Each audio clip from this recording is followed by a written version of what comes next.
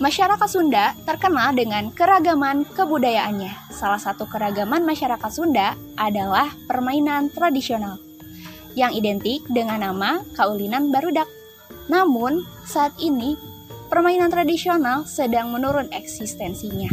Hal ini dikarenakan anak-anak cenderung lebih memilih memainkan gawainya daripada memainkan permainan tradisional bersama teman-temannya. Jika hal ini terjadi secara terus-menerus, dikhawatirkan permainan tradisional yang memiliki nilai-nilai yang baik akan punah. Lantas bagaimana untuk mengatasi permasalahan tersebut? Pada video kali ini, kami akan memaparkan sebuah gagasan kreatif yang bisa menjadi solusi untuk permasalahan tersebut. Sebelum kepada pembahasan, izinkan tim kami untuk memperkenalkan diri terlebih dahulu. Kami adalah mahasiswa program studi sastra Sunda angkatan 2020 yang terdiri dari saya sendiri, Astri, Rike, Novi, Farhan, dan Rangga. Permainan rakyat atau Kaulinan Barudak merupakan salah satu objek pemajuan kebudayaan yang terdapat dalam Undang-Undang Nomor 5 Tahun 2017 tentang Pemajuan Kebudayaan. Atas dasar undang-undang tersebut dan atas dasar kondisi Kaulinan Barudak yang dikhawatirkan punah, maka dari itu sebagai upaya memajukan objek kebudayaan tersebut, kami membuat program yang bernama Mukaru. Mukaru merupakan akronim dari nama mulai Kaulinan Barudak. Mukaru merupakan sebuah nama gagasan kreatif yang dipilih untuk mempermudah penyebutan kegiatan serta untuk menjadi ciri khas dari program tersebut. Nama tersebut juga dipilih karena keunikannya yang terkesan seperti nama Jepang, namun sebenarnya merupakan akronim dari bahasa asal permainan itu sendiri, yaitu bahasa Sunda. Mukaru merupakan sebuah program yang pada dasarnya berupaya untuk menjaga kelestarian serta eksistensi permainan tradisional. Seperti yang telah dijelaskan sebelumnya bahwa permainan tradisional sangat penting untuk dilestarikan karena kondisi permainan tradisional saat ini sudah mulai punah dan terlupakan oleh anak-anak di zaman sekarang.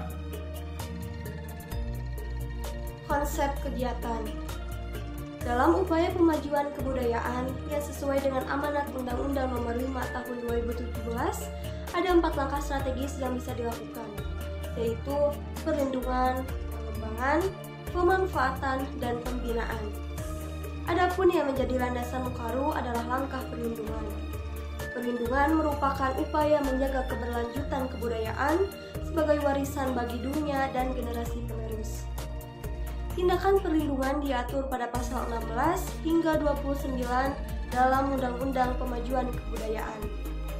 Ada 5 jenis tindakan strategis dalam upaya perlindungan. Di antaranya, pertama, inventarisasi, yaitu upaya pencatatan dan pendokumentasian, penetapan serta pemutakhiran data objek kebudayaan. Langkah dapat dilakukan dengan mencari data langsung ke lapangan dan melakukan studi pustaka mengenai apa saja permainan yang masih lestari, yang mulai pudar, atau bahkan yang sudah punah. Kedua, pengamanan, terwujud melalui pengenalan dan pengelolaan hak masyarakat Indonesia atas kekayaan intelektual, objek pemajuan kebudayaan. Upaya ini bisa dilakukan dengan sosialisasi kepada masyarakat mengenai pentingnya menjaga kelestarian budaya, terutama dalam hal ini permainan rakyat.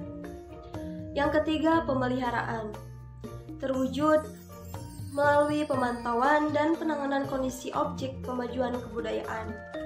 Upaya yang dilakukan bisa berupa ajakan kepada masyarakat untuk melestarikan objek budaya, bisa dengan menggunakan campaign atau tweetbot yang kemudian diupload di media sosial, atau terjun ke lapangan mengenalkan kembali permainan rakyat kepada anak-anak. Yang keempat, ada penyelamatan. Salah satunya terwujud melalui perekaan ulang atau penggunaan dalam kehidupan sehari-hari. Langkah ini dapat diupayakan dengan cara perekaman atau digitalisasi permainan rakyat. Terakhir, publikasi, terwujud melalui penyebaran informasi tentang objek kebudayaan kepada publik. Upaya ini bisa dilakukan dengan mempublikasikan hasil digitalisasi, misalnya publikasi di media sosial seperti Instagram ataupun YouTube. Rumusan sasaran berciri SMART, di mana S-nya merupakan spesifik atau gagasan yang spesifik. Makaru merupakan sebuah program gagasan kreatif yang berupaya melestarikan kaulinan barudak Sunda. Kemudian M yang berarti measurable atau dapat diukur secara objektif. Tingkat keberhasilan dari program ini adalah terlaksananya rencana yang telah direncanakan. Terdapat partisipasi dari masyarakat dan masyarakat bisa mengenal serta mengamalkan dalam kehidupan sehari-harinya. Kemudian A yang berarti acceptable atau disepakati dan dapat diterima sebagai sesuatu yang tidak bertentangan dengan hukum, norma, dan moral. Program ini merupakan program yang bisa diterima masyarakat karena program ini merupakan program yang mengajak untuk melestarikan permainan rakyat yang berdampak positif bagi masyarakat serta tidak bertentangan dengan hukum, norma, dan moral.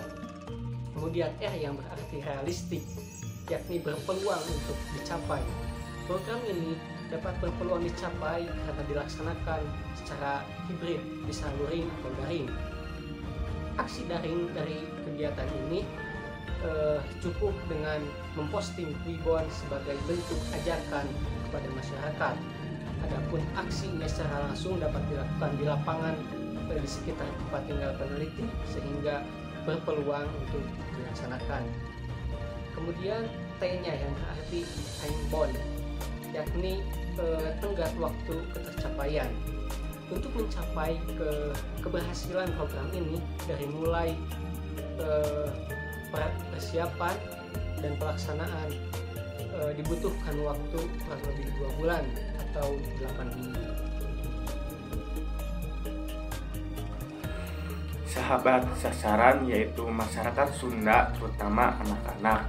Kemudian hambatan yang dialami mobilitas masih terbatas dikarenakan kondisi pandemi dan masyarakat terutama anak-anak sudah terbiasa dengan kebiasaan saat pandemi. Kemudian bantuan yaitu bantuan kerjasama dengan rekan mahasiswa, dosen, dan masyarakat. Selanjutnya tindakan yaitu berupa aksi terjun ke lapangan langsung, mengenalkan dan mengajak anak-anak bermain permainan tradisional, serta membuat ajakan untuk melestarikan permainan tradisional di media sosial. Selanjutnya, timeline kegiatan, yaitu langkah tindakan mencapai solusi.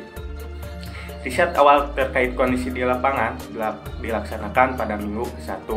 Kemudian, pengukuhan data permainan rakyat pada minggu kedua, menentukan solusi yang tepat untuk upaya pemecahan masalah pada minggu ketiga. Kemudian persiapan pelaksanaan kegiatan pada minggu keempat dan kelima. Kemudian pelaksanaan kegiatan aksi di lapangan dilaksanakan pada minggu ke-6. Pelaksanaan kegiatan ajakan atau campaign serta publikasi kegiatan aksi yang telah dilaksanakan di media sosial dilaksanakan pada minggu ke-7 serta evaluasi pada minggu ke-8. Nah, itulah pemaparan program gagasan kreatif dari kelompok Mukaru. Mari kita berpartisipasi dalam proses pemajuan kebudayaan demi terwujudnya cita-cita bangsa Indonesia menjadi masyarakat yang berkepribadian dalam kebudayaan, berdikari secara ekonomi, dan berdaulat secara politik.